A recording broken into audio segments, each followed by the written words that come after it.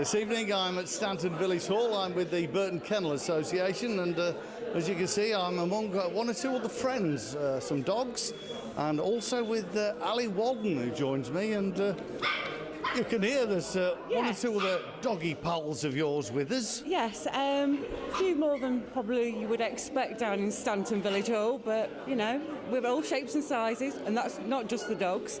I'm frightened to death. I've got one or two notes here as well. I mean, it says here, have you a pedigree dog? Well, you have. He's down there. Yes. Tell me about him. This is Cruz. He's a Newfoundland. He's 18 months old, and he's what they call a white and black. The most popular colour is a black one, which is just pure black. But he is a white and black, and he's done rather well. I can see you've got this sort of runway down the middle of Stanton Village Hall here. Yes, a bit more of a catwalk type thing. Do you run up and down this thing here? Yes, we do. Basically, you'll see now that they're doing some socialisation. They're just walking the dogs so that they start to get used to other dogs walking in front of them, walking behind them, and it's just part of the training regime for being in the big show ring, as they call it. So when you go to a show, you'll have other dogs in the class with you, so it's just getting the dogs used to having something in front or behind them. So it's not really just a case of the dogs being trained. I think some of the owners need to be able to do it right as well. Yeah, a lot of it is down to the handler. A good handler can hide the faults on a dog. Movement can be hidden by the speed that you run at, or how fast or how slow that you make the dog move. Same with when you stand the dog. If there's a slight defect on a foot or a leg, you position it so it looks perfect. But there isn't a perfect dog, unfortunately. I've got one. You're biased then, aren't you? Obviously. So they don't bark much either. They're so well behaved, some of these dogs. I'm a bit worried. They're not too bad. It's the training, you know, and they enjoy it, believe it or not. Some of them just find it a little bit overall for the babies, but they are quite well behaved. And I mean, the old saying that dogs, ladies and gentlemen, look like their owners. Well, they don't do that. I mean, I can't say that, can I? Sorry. I heard one bark then. You don't look like your dog, do you? Well, I hope I don't. No, you don't. I don't slobber much anyway. Oh, hang on, we had a bit of a set to here now. Yeah. See, they're They've not all well gone behaved. very quiet, actually. Yeah, now, they're all doing their good. training bit now. So what's this then? They're all sort of psyching their owners out for some reason? No, what they're doing, they're standing the dog, so it actually, standing in its show position, and the dog that's moving in between the other dogs, it's basically socialisation, so they're not frightened when other dogs walk past them at a show or just generally out for a walk. So it's not just based around being in the show ring, it is also based around just the dog being generally good on the lead and out being socialised, which is, I should say, is really probably the most key thing in life. It doesn't matter what breed it is, as long as it's socialised. Well, I'm just watching this cutie. one. Yeah, watching this one here, and I would be wanting to go. If I shouted, "Sit," I mean, would that put anybody off here?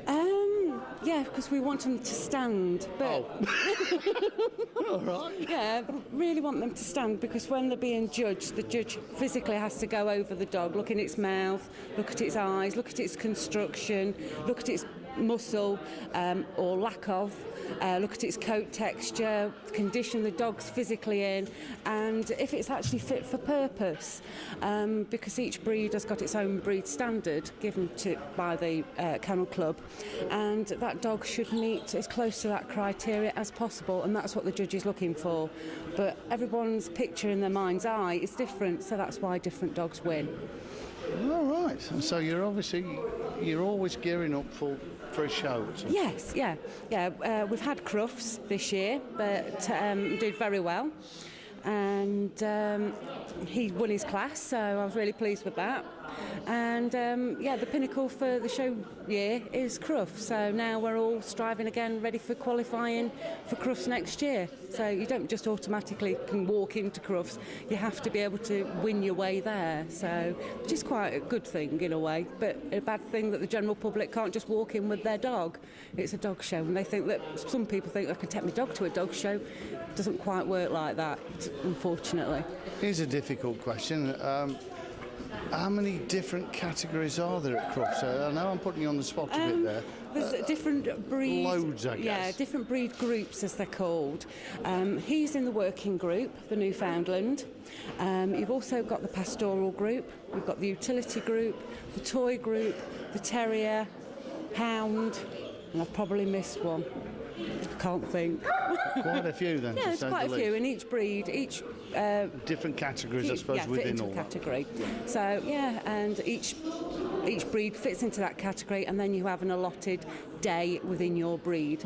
It's a 4-day show, and a lot of the big championship shows are split over 2 to 3, 4 days, because there's that many dogs. Believe it or not, all shapes, sizes, age groups. It's not limited, other than the dog has to be older than 6 months old to go in the show ring, and that is it. And historically, how well has Burton done as a group? We've actually got quite a good reputation, believe it or not. We've got a lot of people that judge at championship show level. One of the people here tonight, she judged Crufts this year. So that is a real good accolade for her, you know, to actually be able to be invited to judge Crufts, because that's what it is, an invitation. And also we've got other people in different breeds that are judges. When you're judging, the dogs are perfect. Hopefully. Because they prepared them to a standard where you're judging them at the best. That's right. Yeah, absolutely. So you're expecting perfection. Yeah, the exhibitor should know that when they get to that level, that the dogs have to be prepared properly, you know, because that's the biggest dog show in the world, and the dogs to do well, you know, because it's pretty tough competition. So, but you take account for exhibitors having some nerves if they're novices, and you know, you help them and try and tell them what to do, and just put them at ease with their dog, because if they start getting upset, then the dog's upset, and I don't want anybody to be like that, you see. So I just want them to enjoy themselves and try and get the best out of their dog, so they've all got a fair chance. I've got Andrew and Sue with me now, and it's sort of a little and large combination of dogs, both extremely well behaved. Sue, what's your title and your role in this club? Well, I'm president of Burton Kennel Association, and I have been for the last few years, quite a few years, but I've been a member of this club since 1957. That's a long time ago. In fact, it's 55 years, isn't it? That's right. I first showed my dog when I was over 5 at Burton Town Hall, when Mr. Cowlishaw was secretary, and I've been a member ever since. And we've had Tibetan Spaniels. These are Tibetan Spaniels for 40 years. We've bred a lot of champions. I'm a championship show judge. Andrew's also a judge, and we also have German Shepherds. I cannot believe how well behaved these dogs are, and yet there are so many different breeds. Well, we spend a lot of time with them. They have a lot of training from when they are 6 weeks old, really, socialising them.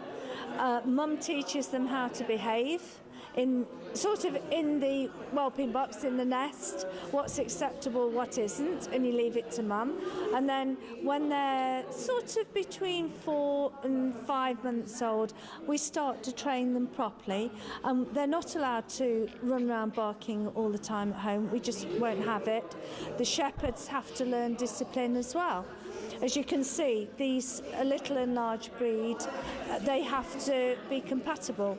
But when they're out in the fields at home, they don't actually go out together, because these don't realise they're 10 inches and these don't realise they're 24, 26 inches. And if a game goes on, then accidents can happen. So the shepherds go out and play together, these go out and play, but under supervision, they all mix. they're so cute. Oh, I want to take you home, I do. These are bred in the monasteries of Tibet as watchdogs, and they can see. They've got such good vision, and they look out from the monasteries and they tell the monks when anything shouldn't be there, and then they bark, alert the Tibetan mastiffs, which are bigger than these. We used to have a Tibetan Mastiff, and they are the absolute guard dogs, and they will stand up and do their duty. They guard flocks and they do guard the monasteries in Tibet. The dogs, you know, they're such good judges of character as well. They're Yes, they are. absolutely You know, I mean, they can tell whether people are comfortable with them or not, can't They they? know, because if they're with a nervous person, then the dog's nervous. But if a person's comfortable, then you say the dog's settled, and a dog's your best friend, and it always knows when it's your best friend. This is only this dog's 7 months old. But these shepherds, you can bring out here and they absolutely behave. And if anybody comes into the house, they behave. But if you came into our house when we weren't there, they just turn. They know their job. They are so highly intelligent. They're very easy to train, and they do exactly as you ask. Field, pen, dinner, come, sit, wait, car. They will do exactly as you ask them. If you train them properly, you show them respect, and they give you love and respect. You've had the same training? Yes, yes, definitely. I can tell. Yes, Yeah. yes. You've obviously given that same training to him. Yes, I have. Yes, yes. Rubber gloves. Which size I don't need do to you know want? all that sort of information. But there we go now. Just back to the dogs just for a moment now. How often do you meet here at Stanton Village Hall? Well, we meet twice a month. The match night is the second Wednesday in the month, and then we have training on the fourth Wednesday. But there's also other training in the area, but we go to shows virtually every weekend showing the dogs. We've got the top people in the country with Tibetan Spaniels, and we love showing the shepherds as well. So you've brought all that to the attention of all our viewers in the area. And If anybody's not heard of you before, Yeah. Come to Stanton Village Hall because We're over there. Andy's Tell a it to the judge. camera. I'm a judge. I'm a championship show judge. Andy's a judge. So we like to pass on what we've learnt over the years from other experienced people, because you never finish learning in this game.